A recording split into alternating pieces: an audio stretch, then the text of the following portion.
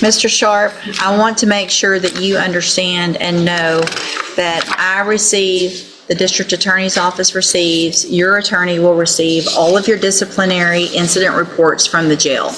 I have 11 pages of them. In cause number 22-40823, I have a first amended motion to revoke your community supervision. Shows that you were placed on probation February 13th of 2023 for forgery of a financial instrument, a state jail felony. That was a 2-year sentence that was probated for 5 years. Is that correct? And in cause number 22-41018, I also have a first amended motion to revoke your community supervision. Again, also shows you were placed on probation February 13th of 2023 for forgery of a financial instrument, a state jail felony. And again, that was a 2-year sentence that was probated for 5 years, correct? And then cause number 22-41019, also have a first amended motion to revoke your community supervision. Also shows you were placed on probation February 13th of 2023 for forgery of a financial instrument, a state jail felony. That was a 2-year sentence that was probated for 5 years. Is that also correct? Speak up, please. Thank you. All 3 of these motions allege that you violated your probation.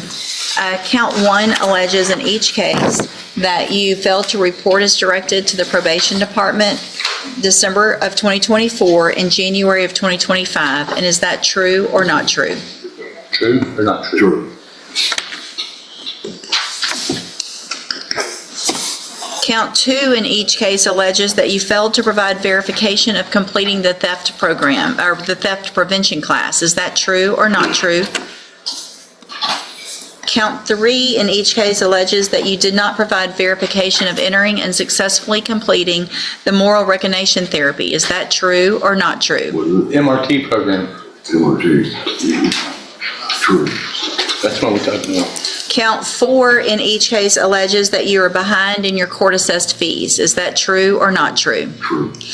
Did you enter your pleas of true to counts 1 through 4 in each of these cases freely and voluntarily? And did you plead true because all of those counts are actually true? True. In each of these cases, I have here on the tablet some documents that have your signature on them that the state has marked as exhibit number 1.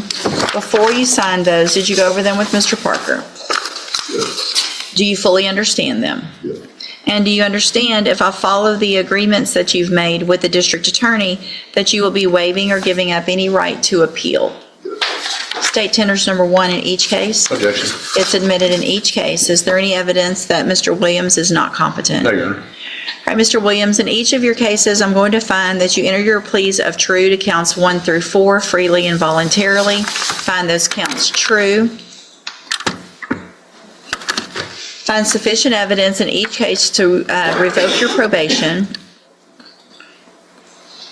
In cause number 22-40823, revoke that probation, reassess your punishment in accordance with your agreement to a term of 12 months in the state jail prison. You will receive credit on that sentence for any time that you've been in custody that the law gives you the right to receive. Cause number 22-41018. Find sufficient evidence to revoke your probation, and at this time revoke your probation, reassess your punishment in accordance with your agreement to a term of 12 months in the state jail prison. You will receive credit on that sentence for any time that you've been in custody that the law gives you the right to receive. And then in cause number 22-41019, find sufficient evidence to revoke your probation, and at this time revoke your probation, reassess your punishment in accordance with your agreement to a term of 12 months in the state jail prison. You will receive credit on that sentence also for any time that you've been in custody that the law gives you the right to receive. These cases will run concurrently, which means together at the same time. I'm going to hand you the trial court certifications in each of these cases that shows these were agreements that I followed, and so you've waived your right to appeal.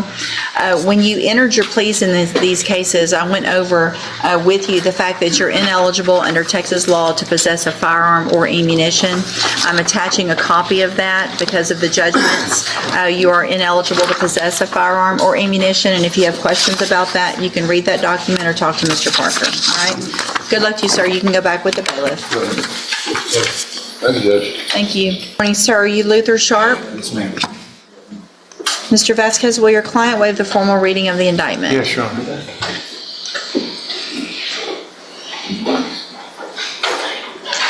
I did.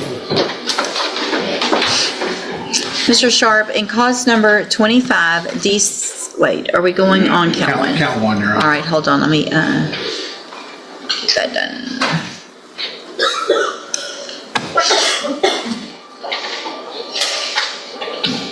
Okay, in 25 DCCR 0916, the state has elected to proceed on count one only.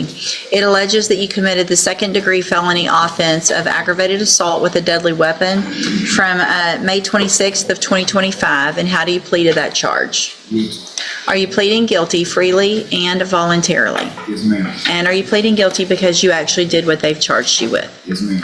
I have here on the tablet some documents that have your signature on them that the state has marked as exhibit number 1. Before you signed these, did you go over them with Mr. Vasquez? Yes, ma'am. Do you fully understand them? Yes, ma'am. And do you understand, if I follow the agreement that you've made with the district attorney, that you will be waiving or giving up any right to appeal? Yes, ma'am. And it looks like the agreement that you've reached is for a cap of 15 years in prison, which means you're leaving your punishment up to me. And as long as I don't give you more than 15 years in prison, you can't appeal that. I can give you 15, I can give you less. It'll all be determined on the evidence and information that I receive at a sentencing hearing. Yes, ma'am. You have an absolute right to have a jury come in and do two things. The first is to determine if you're guilty or not. And then the second is, if they find you guilty, then you could leave your punishment up to them. If we go forward this way, you're waiving that right, and is that what you want to do? Yes, ma'am. Also, part of that agreement is that the state would dismiss cause number 25. Y'all wrote C, but I think you meant DCCR. That's correct, Judge. DCCR 0917. Is that your understanding? Yes, ma'am. Do you also understand, if you're not a U.S. citizen, that a plea of guilty or no contest may result in your deportation, exclusion from admission to the country, or denial of naturalization under federal law? Yes, ma'am. State tenders number 1. No objection. It's admitted. Is there any evidence that Mr. Sharp is not competent? No, Your Honor. All right, sir, I'm going to find that you entered your plea of guilty freely and voluntarily. Find that you're mentally competent and you understand the nature and the consequences of your plea. Find sufficient evidence to find you guilty. However, I'm going to reset your case for a sentencing hearing, and so the probation department can do a pre-sentence report. We'll come back later for sentencing. Anything that you think is important for me to know, get that information to Mr. Vasquez, and he'll present it to me on your behalf when we come back. Yes, ma'am. All right, you can go back with the bailiff. Your Honor, can I speak? Sure. Would the court consider a bond reduction? Not with a cap of 15 years in prison. No. You can go back with the bailiff. Mr. Sharp, I want to make sure that you understand and know that I receive, the district attorney's office receives, your attorney will receive all of your disciplinary incident reports from the jail. I have 11 pages of them. So if you think you're going to come in and ask me for any type of consideration on that plea, my suggestion is between now and when you come back, I don't have any more added to this. Yes, ma'am. I don't have to take the 15 years. Yes, ma'am. We could go to trial and you could get worse. Yes, ma'am. A jury will see all of this. Yes, ma'am. You're too old for this nonsense. Yes, ma'am. All right, go back with the bailiff.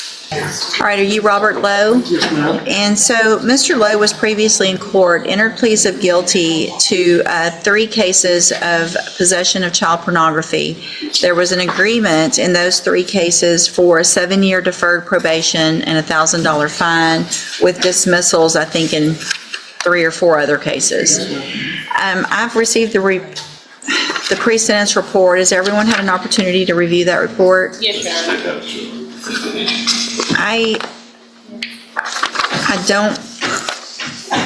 I feel like this is different from some of these types of cases, because Mr. Lowe was actually involved in creating with his own family member victim who was very young, 5 years old. So this wasn't I downloaded something and didn't realize what I was downloading. This is very different. This is a family member that was victimized because of this. Don't talk right now, okay? And so for those reasons, I do not feel comfortable accepting deferred probations in these cases. So I'm going to reject those plea offers. I don't know, honestly, I haven't thought more about what I would be amenable to other than potentially just letting a jury decide. I'll reset it one time. You guys negotiate, see where you are on it. And if you come up with something, you can contact me. Otherwise, we'll get rejections and get his cases set for trial and let a jury decide one way or the other. Okay? I'm just not comfortable with this at all. You can go back with the bailiff. But I already signed for probation. I don't have to accept your probation. I wasn't told that. Yeah, you actually were, because we reset your case for sentencing. And here's the thing, it doesn't matter if you were or not. I'm not accepting the plea agreements, okay? There's nothing you can do at this point other than Ms. Holmes will be out there to visit with you about any other options. And if you don't like those options, or if I don't like those options, then ultimately, that's what a jury is for.